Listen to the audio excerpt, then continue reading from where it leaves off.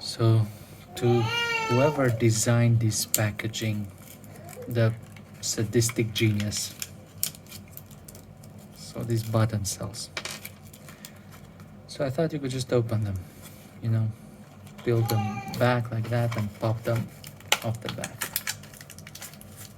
But you can't, because they're enclosed in double clamshell packaging.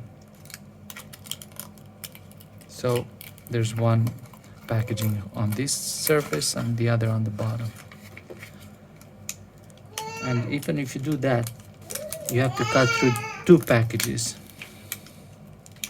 So to whoever invented and made these packages, I just want him to open 10 of these a day for a year. That guy deserves this. That guy's an asshole. Okay, bye. So I was just opening this one here and I cut underneath it, so I still can't reach it, you know. I have to cut on top of it, on top of my other cut.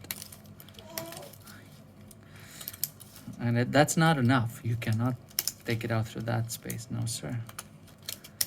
There's so much potential for getting hurt here. It's not even funny.